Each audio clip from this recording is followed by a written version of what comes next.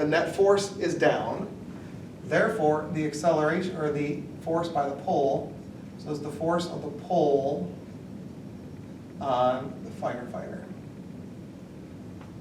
And it's going to be less. So you see these are unbalanced. The unbalanced in the down direction, because down is bigger than up. Right? And so now I feel pretty good about this. So mathematically, let's see how this works out. I know that according to Newton's second law, the acceleration is equal to the net force over the mass. No big deal. Now, I'm going to rearrange this to say if I want to solve for the net force, it's equal to the mass times the acceleration. So do I know either of these things? Well, I do actually, because it says this one here, it says is 712 newtons. That's the thing where it says, oh, it just gives you the weight. It did not give you the mass, it gave you the weight. It gave you the mg value. It gave you the force of the earth. So if I want to solve for mass, all right, I'm going to take my 712 and divide by my g value. And because I'm not near my calculator, I'm going to use g is equal to 10. So I end up with 71.2 kilograms of mass. So that's important. So let's look at this here. So my net force, when I look at this, how do I get the net force value? Well, this one's bigger than this one. If this is 100 and this was 80, I would know the net force was 20. So let's write that here. So what I'm noticing is the net force is equal to the mg value minus the force of the firefighter on, nope.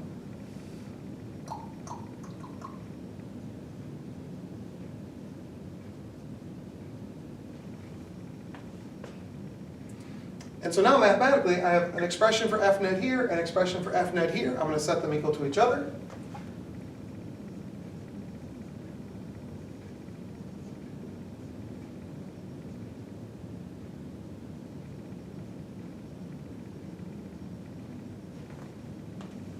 I know this side. I know the acceleration is 3 and the mass is 71.2. So I have 71.2 times 3 is equal to, mg is 712 minus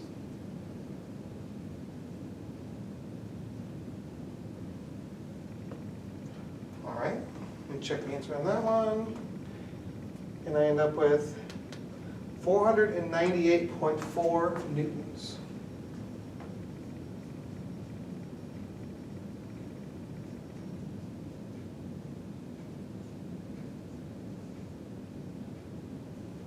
.4.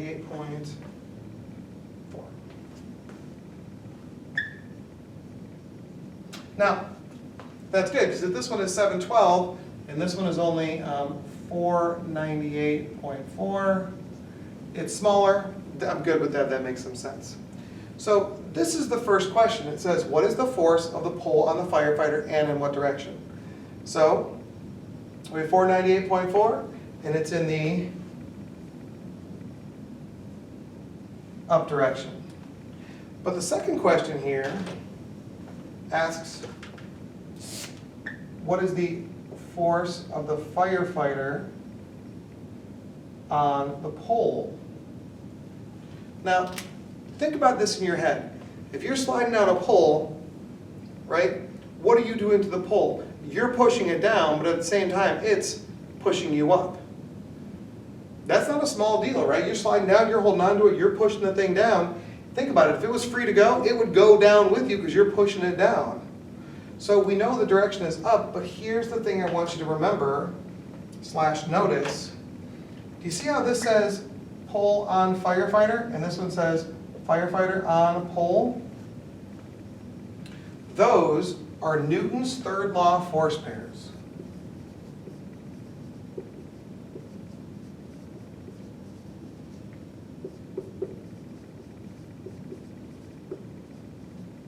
And they're equal in strength and opposite in direction, and they act on the other object.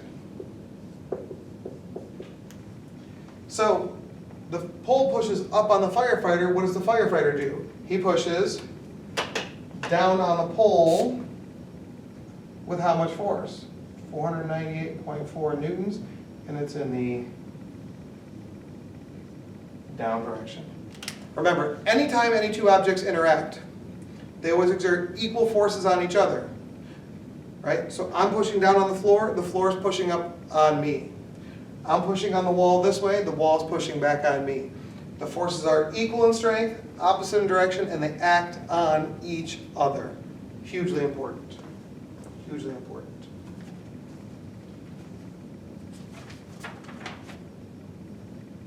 All right, 31.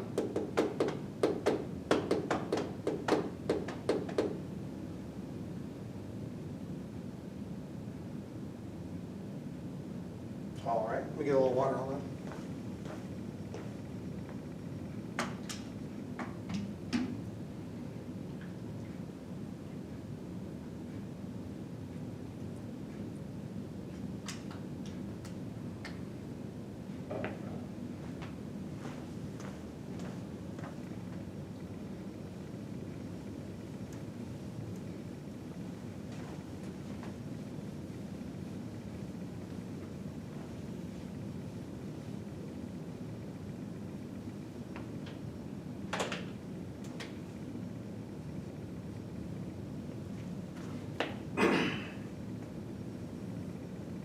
So in 31, it talks about a block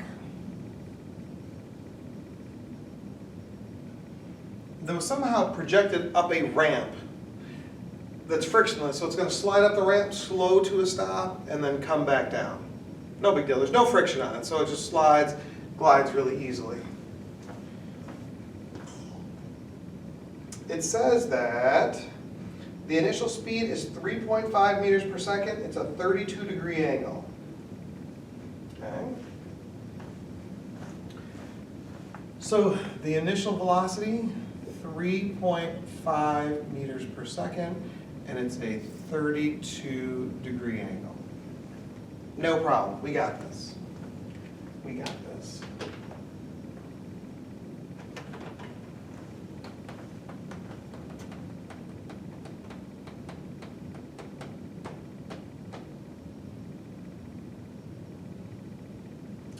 Now, what's missing from this conspicuously is the mass of the block. And we're going to see why here in a second. So I'm going to look at the block when it's up here. And what I'm going to do is I'm going to draw the forces on the block. Because if I can find the forces, I can find the acceleration. And if I can find the acceleration, then I can answer the question. So what are the forces on my block? Well, the Earth is pulling it straight down. The surface is pushing it this way. We call this the normal force. And that's it. It's just those two forces. There's no other forces. Somebody pushed it previously, but they're not pushing it now. Again, since it's a ramp problem, I'm going to make my axes x, y this way. Break this one up.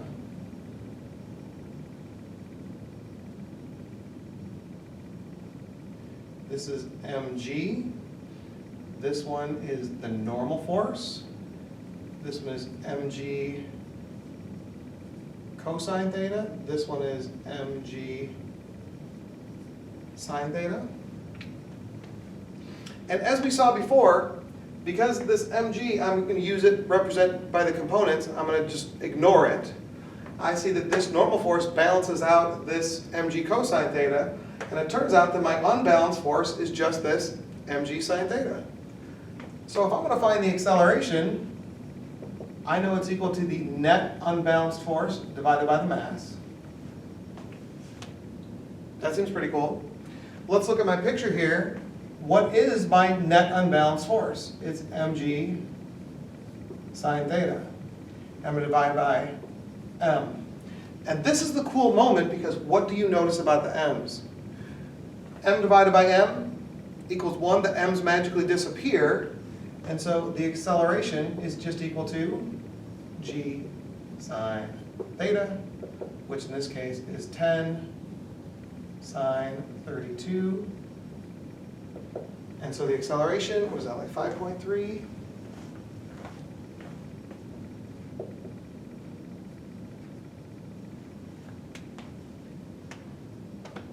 So now we have the acceleration. It wants to know how far up the ramp it went. Well, this sounds like a kinematics problem to me. If it's constant acceleration, my variables are delta x, v0, v final, acceleration, and time. This is what we're looking for. This is 3.5. It's sliding as far up the ramp as it can go. When it gets to its highest position, the final velocity is 0. The acceleration is 5.3. And we don't have time, and they're not asking us now. There's a small problem with the way that I've written these, and I don't want to gloss over it. What direction is the initial velocity? It's up the ramp. What direction is the acceleration? It's down the ramp. Remember, see this is pointing in the down the ramp direction? We know that the acceleration and the net unbalanced force have to have the same direction. So even though this is the right magnitude, given the picture, that's negative. Now, I'm looking for delta x. I have v0, I have v final, and I have acceleration. I don't have time. If I wanted to do this in 2 steps, I would use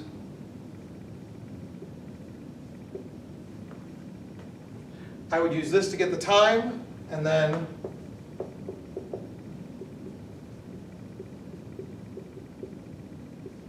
use this one to get the delta x. What if I want to do it in 1 step? I could employ this one. V squared is equal to v0 squared plus 2a delta x. So 0, 3.5 squared plus 2 times negative, ooh,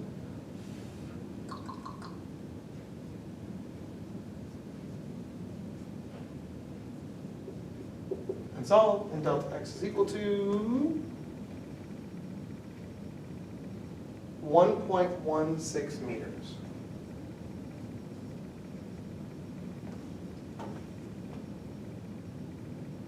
Ah. Ironically, the second question is, how long does it take to do that? That's funny. So let's use this here. So final velocity is 0 is equal to 3.5 plus negative 5.3 times the time. So time is going to be equal to 3.5 divided by 5.3, a little less than 0.66 seconds. And then the last question says, what is the speed when it gets back to the bottom? You could actually double this time and solve for the new speed, or you can just use your brain. If at the bottom of the ramp it was moving 3.5, slowed to a stop of 0 at the top, what's its speed when it gets back to the bottom? 3.5 again. As long as there's no friction there, symmetry is your friend, and you can apply that principle. That was a cool one. All right, let's do 33.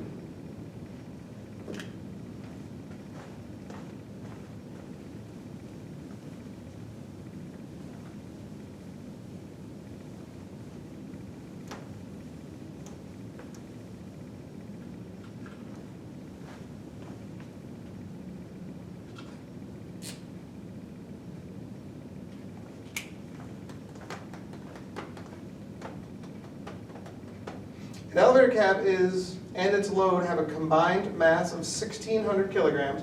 Find the tension in the supporting cable when the cab, originally moving downward at 12 meters per second, is brought to rest with a constant acceleration over a distance of 42 meters. All right.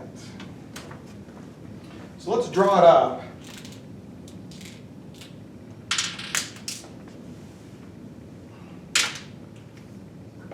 So here's your elevator. Now, it's held by a cable, right?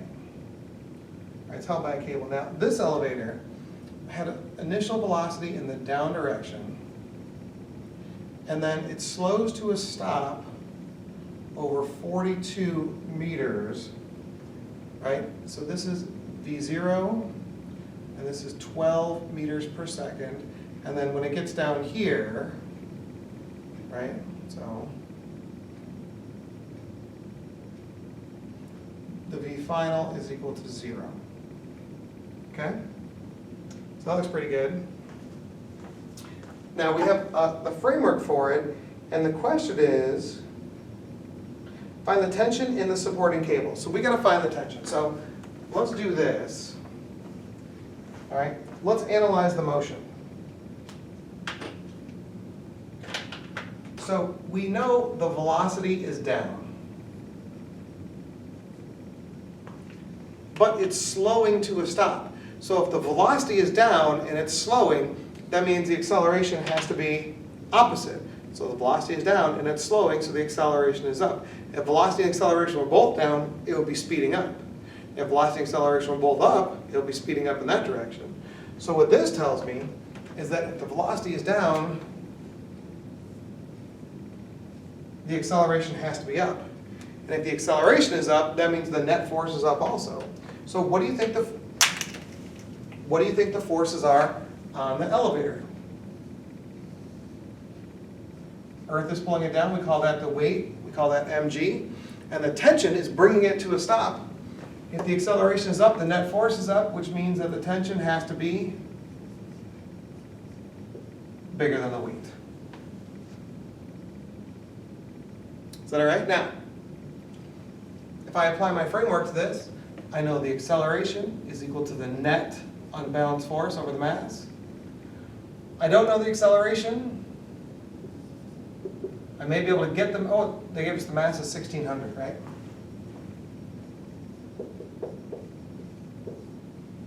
But I'm trying to find the t here. So how would I express the net force? Well, I'm going to go t minus mg. Now, I use this expression for net force because I'm looking at my force diagram, and it's t minus mg. That's how I'm going to get that value. We always do big minus small. Okay? We always do big minus small. Now, I don't know the acceleration. I do know the mass. I do know the weight, but I don't know the tension. So I can't directly solve, but I wonder if there's enough information here for me to figure out what the acceleration is. So let's look and see. This is an acceleration problem, so delta x, v0, v final, a, and t. Which of these do I know? Well, it went 42 meters, although it went down 42 meters. Initial velocity was 12. Final velocity is 0. That's negative 12 because it's in the down direction. And I need to find the acceleration. All right, well, we have an equation that relates these four.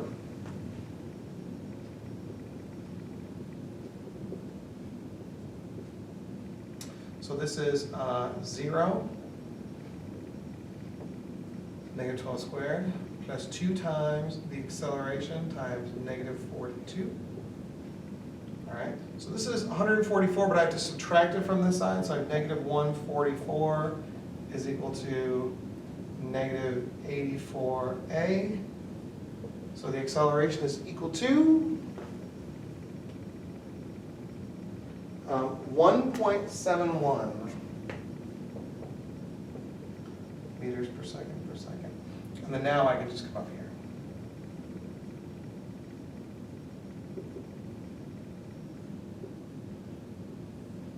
This is 1600, and this is 1600 times 10. And when you solve that, you get a value of 18736. So here, 18736 newtons. That's the tension. And this mg value is 16,000 newtons. And so we see that 18,000 is bigger than 16,000, so it matches our understanding.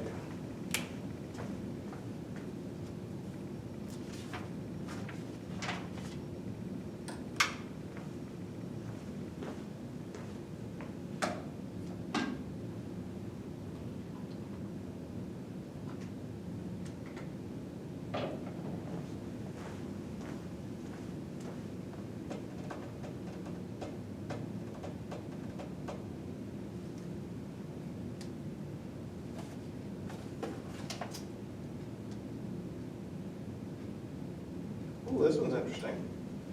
Okay, this is 37. It's 37.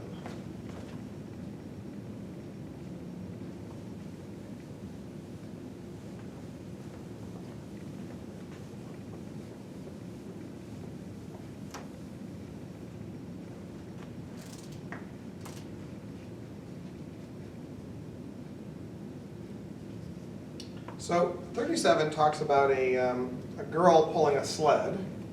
Okay, so let me I'll try to diagram it up real quickly here. So this is some frictionless ice. Here's a sled here.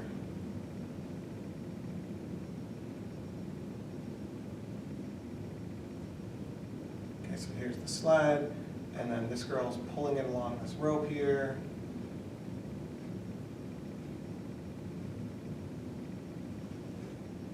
How's that look? Now, what's funny is that there's no friction. So she could pull on it, but as soon as she pulls the rope toward her, the rope is pulling her in the opposite direction. So she's actually going to start moving that way. The same thing with the sled. So these are actually going to move toward each other, which I think is cool. So it says the mass of the sled is equal to 8.4 kilograms. The mass of the girl is equal to 40 kilograms. And, oh, this is not good drawing here. It says they're like 15 meters apart. Mine looks like they're like 1 meter apart, or this is like the world's biggest sled. It's fine, it's not that big of a deal. When I look at it, it says, what are the acceleration magnitudes of the sled and the girl, and how far from their positions do they meet? Okay, well, let's go for it. So let's make our sled green, and we'll make our girl blue.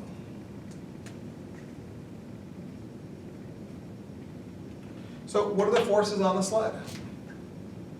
Well, I know the earth is pulling the sled down. We call that M sled G. So that's the weight of the sled. And then the ice is pushing it up, straight up. So that's the normal force. And then that's the tension in the rope that the girl is creating. Now, the force that the girl applies isn't necessarily the force in the rope, but this is the force diagram. What about the girl?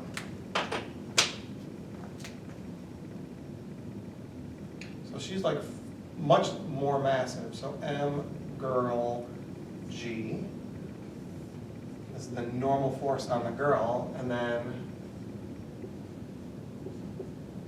so it's the same T, it's the same tension because it's the same rope, and it's just being pulled, all right? It's pulling the girl to the left, it's pulling the sled to the right. No big whoop, okay?